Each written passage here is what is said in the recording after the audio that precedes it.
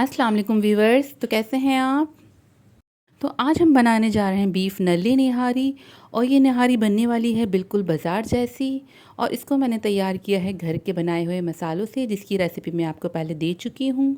तो व्यूवर्स चलते हैं रेसिपी की तरफ। और रेसिपी के लिए सबसे पहले मैंने लिया है 1 कप तेल। तेल को हल्का सा गरम कर लिया है और इसमें शामिल की है 3 दरमियाने साइज़ की प्याज बारीक कटी हुई। प्याज को करूँगी लाइट ब्राउन। और इसको फ्राई करने के लिए, जैसे मैंने आपको पहले भी बहुत दफ़ा बताया है, कि चमचा चलाना बहुत ज़रूरी होता है कंटिन्यूसली, ताकि प्याज एक जैसे कलर की हो और एक जैसी अंदर से गले, एक जैसी पके। इसको डार्क बिल्कुल भी नहीं करना है, ये इस तरह जल जाती है। इसको लाइट ब्राउन ही फ्राई करना है, इससे खानों में टेस्ट अच्छा आएगा। और जैसे कि प्याज ब्राउन हो चुकी है तो इसमें मैं शामिल करूँगी गोश्त। गोश्त मैंने लिया है तकरीबन 2 किलो। और ये गोश्त बोंग वाले हिस्से से लिया गया है, जैसे कि आपको नज़र आ रहा होगा। और इसकी मैंने बोटियाँ बड़ी रखी हैं, जैसे कि नहारी आप बाज़ार से खाते हैं तो वहाँ पे आपको बड़ी बोटियों को ही तोड़ के छोटा करके दिया जाता है। लिहाजा मैंने भी यहाँ पे बोटियाँ बड़ी रखी हैं। अभी इस स्टेज पे बाद में हम इसको छोटा कर देंगे। और इसमें मैंने एक नली भी शामिल की है। इसके अलावा भी कुछ हड्डियाँ और नली हैं जो कि मैं अलग से गलाऊंगी, उनकी यखनी अलग से तैयार करूँगी और वो बाद में इसमें शामिल कर दूँगी, जो कि नहारी के टेस्ट को बहुत ज़्यादा डेवलप करेगी और इसके टेस्ट बनाने के लिए बहुत ज़रूरी होती है।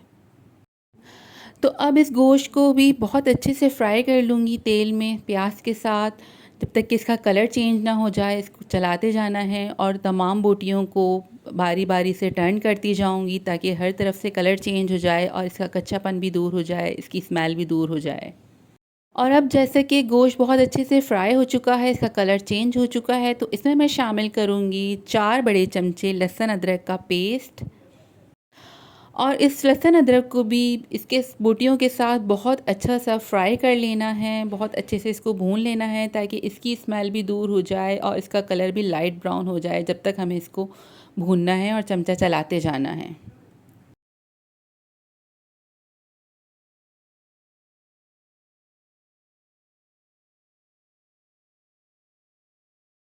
जैसे कि लहसुन अदरक भी पक चुका है, इसका कलर भी चेंज हो चुका है, तेल भी अलग हो चुका है, तो मैं इसमें शामिल करने जा रही हूँ नहारी मसाला, जो कि मैंने घर में तैयार किया था और जिसकी रेसिपी मैं आपको डिस्क्रिप्शन में दोबारा से दे दूँगी।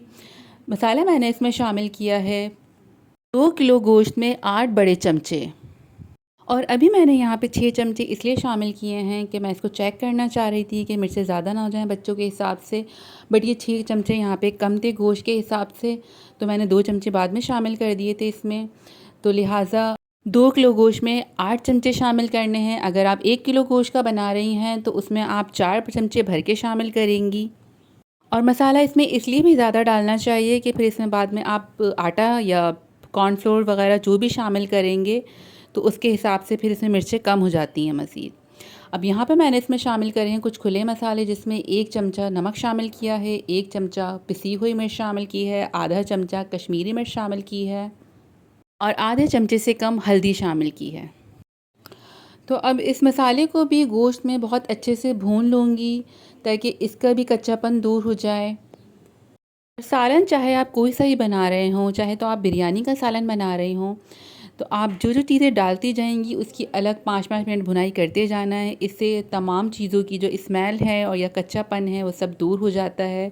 और जैसा कि मसाला भी भुन चुका है और तेल गोश्त से अलग हो चुका है, इट मीन्स के भुनाई अच्छी हो चुकी है, तो अब मैं इसमें शामिल करूँगी पानी गोश्त को गलाने के लिए। और जैसे कि 2 किलो गोश्त है तो इसको गलाने के लिए चाहिए होगा हमें 8 ग्लास पानी, और या फिर आपकी गोश्त पे डिपेंड करता है। और अब इसको मैं आधे घंटे के लिए ढक के पकाऊंगी और उसके बाद मैं इसमें शामिल करूंगी कॉर्नफ्लोर। आप चाहें तो आटा या मैदा भी शामिल कर सकते हैं। तो अब यहाँ पे मैं हड्डियों को पकाऊंगी। यहाँ पे हड्डियाँ और नलियाँ दोनों ही हैं। मैं इनको थोड़े से पानी में कुकर में पका लूँगी, बहुत अच्छे से इनका अर्क निकल आएगा तो उसको मैं नहारी में शामिल कर दूँगी। और अब जैसे कि गोश्त को पकते हुए आधा घंटा गुजर चुका है तो मैं इसके ऊपर से ऑयल अलग कर दूंगी, क्योंकि अगर हम इसमें शामिल करने जा रहे हैं कॉर्नफ्लोर, तो कॉर्नफ्लोर डालने से पहले इस ऑयल को अलग करना इसलिए ज़रूरी है कि ये ऑयल अदरवाइज़ कॉर्नफ्लोर पी जाएगा और सालन में नज़र नहीं आएगा। इस स्टेज पे मैं इसको सेपरेट कर लूँगी और सर्व करते हुए इसको शामिल कर दूँगी। और जैसे कि कुकर में 15 ही मिनट में हड्डियाँ भी गल के तैयार हो चुकी हैं, इनका बहुत अच्छा सा अर्क निकल आया है। तो इस अर्क को मैं और हड्डियों को भी, नलियों को भी इस गोश्त में शामिल कर दूँगी।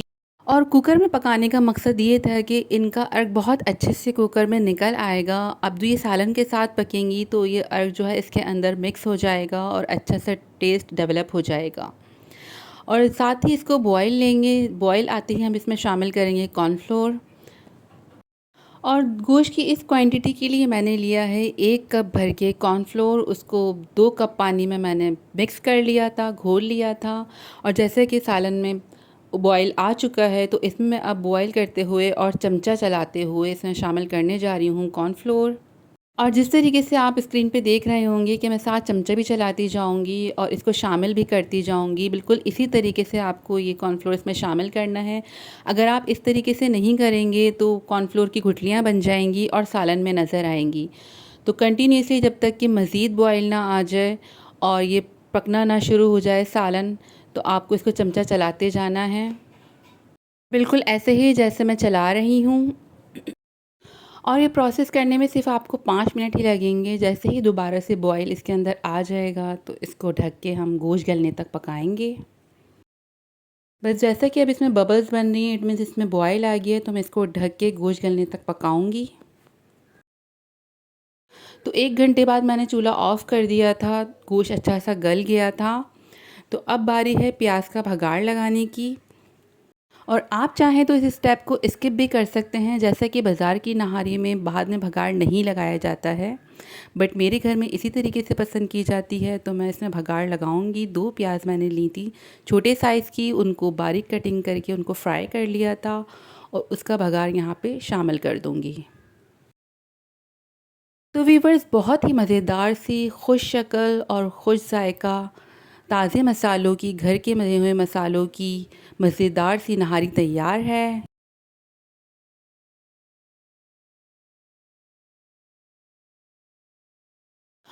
तो अब मैं करूँगी नहारी को डिश आउट, और इसको डिश आउट करने के लिए भी बिल्कुल इसी तरीके से करेंगे जिस तरह से बाज़ार में होता है।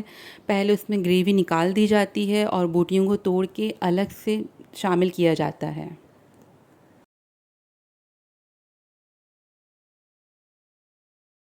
और ग्रेवी मैंने डिश आउट कर दी है और अब बोटियों को अलग से प्लेट में निकाल लूँगी जिस तरीके से आप देख रहे हैं, और इनको छोटे पीसेस में करके फिर मैं डिश में ऐड कर दूँगी।